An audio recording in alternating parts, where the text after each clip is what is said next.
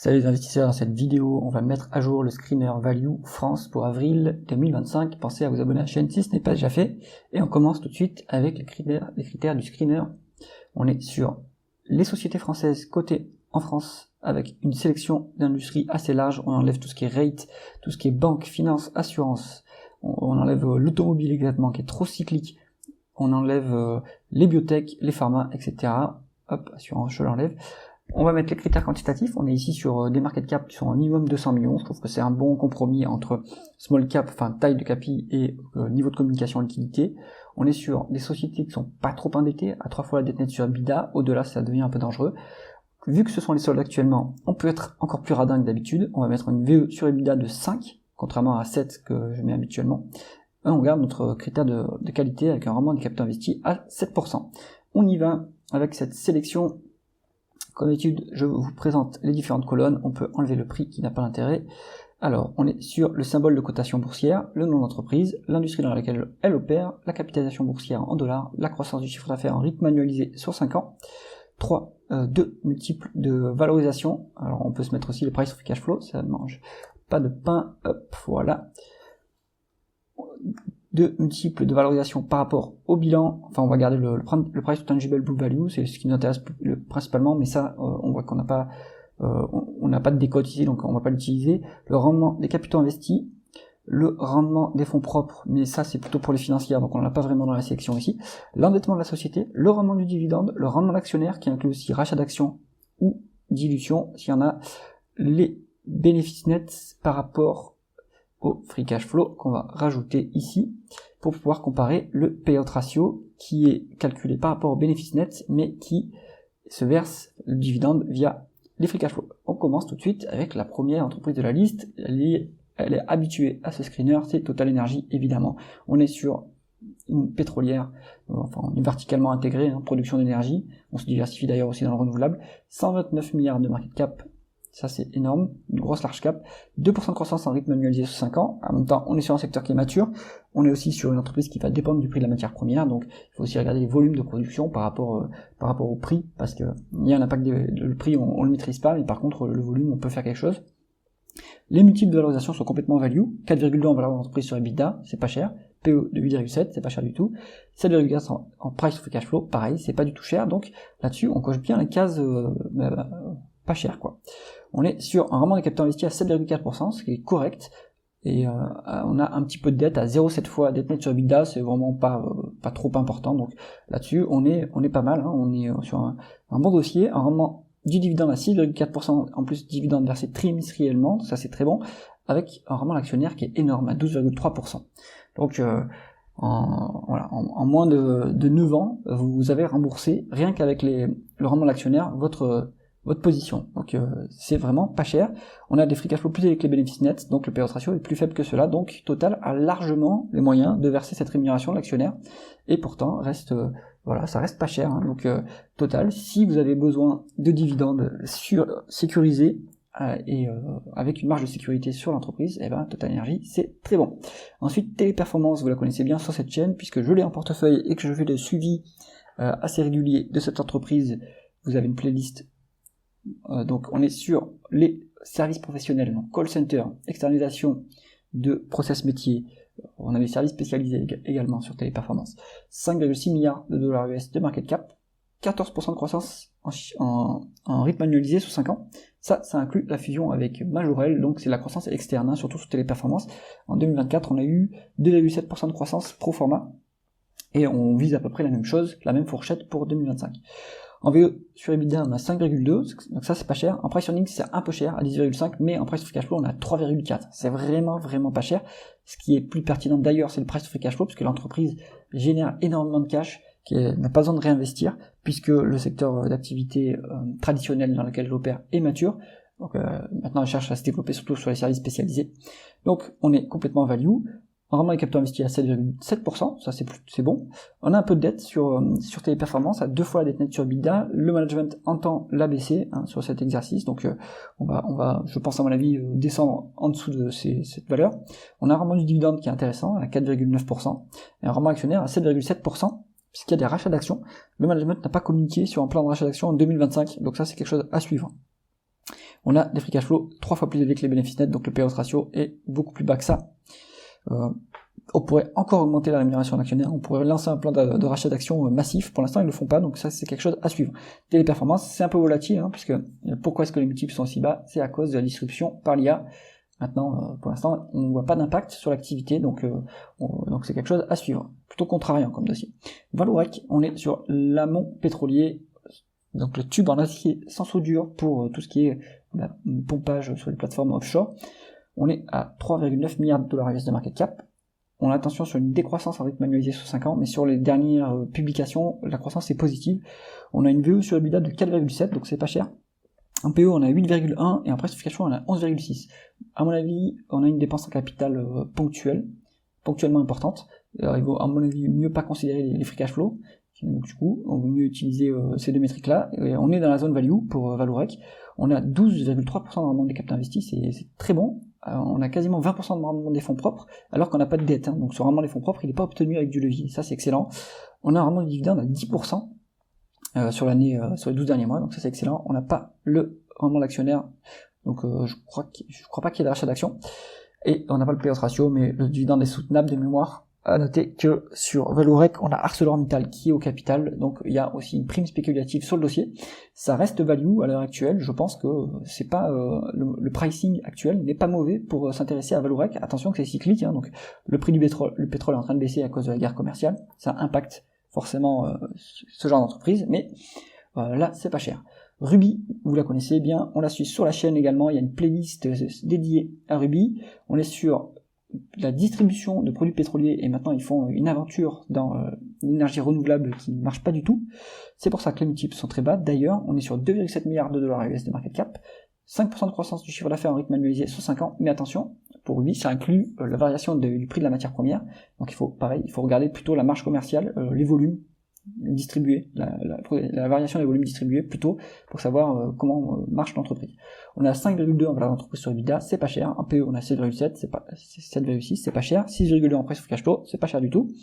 On a vraiment des capitaux investis qui est bon, 9,5, 12,2, 12,3 en rendement des fonds propres, avec un peu de dette, il y a un peu de levier, mais alors ils mettent 1,5 fois ici, ça mérite retraitement à mon avis, parce que ça inclut pas la dette qu'il y a dans le Photosol.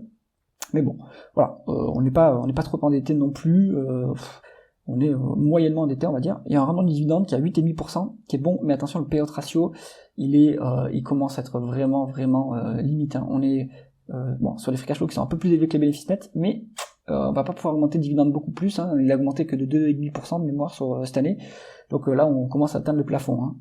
Il y a eu des rachats d'actions sur 2024, c'est pas dit qu'il y en aura sur 2025, surtout que les free cash flow sont plus que limités dorénavant, donc moi sur Ruby, vous connaissez ma thèse d'investissement, ou en tout cas je vous invite à aller la voir sur la chaîne ou sur le blog. On est plutôt sur une société situation spéciale, puisqu'il y a Vincent Bolloré et Patrick Mollis qui sont au capital et qui vont essayer de faire un coup d'état, on va dire, sur cette société pour essayer, à mon avis, de s'en emparer et de vendre des actifs et de l'absorber dans une de leurs sociétés. Donc Ruby, pour moi, ça reste pas cher à ce niveau. D'ailleurs, vu que le prix du pétrole est en train de baisser, normalement ça favorise l'activité de Ruby parce que ils peuvent attendre un petit peu avant de baisser leur prix de distribution, donc ils profitent du différentiel. C'est-à-dire que eux, ils s'approvisionnent à moindre coût, vu que le prix du pétrole a baissé, et ils ont un décalage dans le temps avec le moment où ils doivent baisser leur prix pour leurs clients. Donc ça permet de générer du cash et c'est excellent. Air France KLM, on est sur une compagnie aérienne, la compagnie aérienne française, nationale française. Il y a l'État au capital, donc déjà d'entrée, moi je pense qu'il vaut mieux s'en tenir à l'écart rien que pour ça. En plus, on est dans le secteur aérien, sur une société qui a un historique de mauvaise gestion et des augmentations de capital à répétition. Donc moi, je vous invite à passer directement au dossier suivant. On est sur Ipsos, bon petit dossier, on est sur on va dire, on est maintenant sur la data. Bon, ils font des enquêtes, ils font des sondages, etc. Mais en fait, c'est une société de data. On est sur 1,9 milliard de dollars US de market cap, donc bonne grosse cap, 4% de croissance en rythme annualisé sur 5 ans, donc la croissance a le mérite d'exister, c'est pas une forte croissance, mais au moins c'est stable comme activité. On est leader en France, donc en plus on n'a pas de problème de part de marché. 4,6 fois la VE sur EBITDA, c'est pas cher, 8,9 en PE, c'est pas cher, 6,6 en price to cash flow, c'est pas cher du tout, 12% de rendement des capitaux investis, ça c'est plutôt bon, il y a quasiment pas de dette sur le dossier, un dividende à 4,7%, et un rendement d'actionnaire à 6,2%. Excellent, on a un payout ratio qui est à 35% avec des free cash flow plus élevés que les bénéfices nets, donc on a largement les moyens de cette rémunération à l'actionnaire. Excellent dossier Ipsos, hein. À mon avis, ça mérite d'être creusé, et si ça vous correspond, d'être placé en portefeuille, parce que c'est quand même défensif, hein, donc on est pas mal, hein, et puis c'est une société à bonne valeur ajoutée, hein, les marges sont plutôt élevées, donc pas mal du tout. Manitou, là on est plutôt même sur la cyclique, hein, sur la deep value. Alors on voit pas le multiple ici de price to tangible book value, il se charge pas et c'est dommage, mais on a une décote toujours, hein, sur Manitou, une décote par rapport au stock, donc ça vous apporte une marge de sécurité supplémentaire. On est sur une entreprise qui fait des chariots élévateurs, donc c'est industriel, on va dire une petite mid-cap, une small cap, allez, 674 millions de dollars US de market cap, 5% de croissance du chiffre d'affaires en rythme annualisé sur 5 ans, donc quand même une petite croissance, une VE sur EBITDA de 4,4, c'est pas cher, un price to cash flow à 4,8, on a un PE qui se calcule pas, mais on peut le calculer de tête, 126 sur 674, ça nous fait un PE autour de 4,5, quoi, donc c'est pas cher du tout. On a vraiment des capitaux investis qui est à 10%, bonne qualité. Attention qu'il y a un peu de dette sur Manitou quand même, 2,2 fois la dette nette sur EBITDA. On est sur un rendement de dividende à 7,8%, rendement actionnaire à 8%, avec donc du coup des rachats d'actions. On a à peu près une équivalence cash flow bénéfice net, donc le payout ratio est à ce niveau-là, voire plus faible, hein, 35-40%. Donc c'est pas mal du tout, hein, Manitou, c'est pas mal du tout. Il y a un peu de dette, donc ça il faudrait baisser la dette, mais en dehors de ça on est bien. Groupe Guillain, on est sur une société familiale qui est spécialisée dans l'emballage alimentaire. Donc c'est quand même assez défensif, 535 millions de dollars USD market cap, 7,7% de croissance du chiffre d'affaires en rythme annualisé sur 5 ans, donc c'est plutôt bon. Une VE sur EBITDA de 4,2, ça c'est value, 7,2 en PE, 7,4 en price cash flow, on est value, aucun problème ce groupe Guillain. Rendement des capitaux investis à 9,2%, c'est très bon. 12,1 en rendement des fonds propres, bon, ça, passons. On est à 0,4 en dette nette sur EBITDA, donc il n'y a quasiment pas de dette. Un rendement du dividende à 4,2%, il y a légèrement la dilution, mais rien de grave. On est à 4,1 en rendement d'actionnaire. Équivalence sur cash flow bénéfice net, donc ça c'est bien, un payout ratio à 30%. Donc l'entreprise a les moyens de continuer à augmenter le dividende. Donc excellent, groupe Guillain, pareil, bon petit dossier défensif. Bon, ça va dépendre de la consommation en France, mais ici, ils font une expansion à l'international, hein, mais c'est défensif, hein, parce que c'est la consommation non discrétionnaire, hein, alimentaire, donc groupe Guillain aura toujours du carnet de commande, hein, quoi qu'il arrive. Mersenne, on est sur l'équipement électrique, ils font plutôt des câbles électriques, on est sur 480 millions de dollars US de market cap, 5,5% de croissance du chiffre d'affaires en rythme annualisé sur 5 ans, donc ça c'est pas mal. Bonne petite croissance, une VE sur EBITDA de 5, on n'a pas le PE, calculons-le rapidement, 61 sur 480, on est largement, on doit être à 7,8, on a 8 en PE, donc c'est pas très cher payé, hein. Les free cash flow sont négatifs sur Mersenne, c'est pas affiché ici, mais ils ont une dépense en capital élevée sur 2024, c'est conjoncturel à mon avis, donc les free cash flow vont revenir. On a 8% de rendement des capitaux investis, c'est tout à fait correct. Attention qu'il y a un peu de dette, hein, sur Mersenne, à 2,5 fois la dette nette sur EBITDA, on est plus très loin de la limite, donc il faudrait que le management priorise le désendettement. On a un rendement de dividende à 5%, ce qui est tout à fait intéressant. Ensuite, Viridienne, je ne connais pas, alors ça doit être du... dites-moi si vous savez ce que c'est comme entreprise en commentaire, ça doit être peut-être de l'énergie renouvelable, ou énergie équipement, émettre. Bon, 443 millions de dollars US de market cap, décroissance du chiffre d'affaires en rythme annualisé sur 5 ans, donc attention à ça, vérifiez s'il y a de la croissance sur les derniers exercices, parce que sur le dernier cycle, on va dire, de 5 ans, il n'y a pas de croissance. On a une VE sur EBITDA de 2,6, hein, ça c'est vraiment pas cher, dis donc. 12,6 en PE, et une fois le price to free cash flow. Donc là, c'est assez exceptionnel, hein. On est sur 7,3% de rendement des capitaux investis, donc on a une bonne petite rentabilité. Attention que le rendement des fonds propres est plutôt bas, parce que les bénéfices nets sont plutôt bas. Là, c'est clairement le signe d'une dépréciation exceptionnelle. Ouais, exceptionnelle, je sais pas, hein, peut-être qu'ils font des dépréciations tous les ans, mais c'est clairement le signe de dépréciation, hein, parce que vous avez un EBITDA qui est très élevé, vous avez un free cash flow qui est très élevé par rapport aux bénéfices nets, et le bénéfice net s'effondre, mais ça c'est typique d'une dépense non cash. Donc on n'a pas beaucoup de dettes, moins d'une fois la dette nette sur EBITDA sur ce dossier, pas de dividendes versés. Donc intriguant. Allez creuser, hein, Viridienne, ça a l'air intéressant quand même. Donc dans cette liste, qu'est-ce qu'on garde? On garde. Si vous voulez faire du béton, allez, si vous voulez faire quelque chose qui est pas cher et qui a une large cap, donc ça baisse un peu la volatilité, vous prenez bien sûr du Total Energy. Si vous voulez être sur de la value un peu défensive, vous prenez du Ipsos, c'est très bon. et vous prenez du groupe Guillain. Après, sur un peu plus du plus sportif, vous pouvez prendre du Valorec et du Téléperformance. Ruby, ça va être plutôt aussi, à mon avis, défensif. Hein. Vous pouvez le mettre dans la catégorie défensif parce que les multiples sont vraiment très bas. Le seul souci, c'est la stratégie photosol et le niveau du dividende.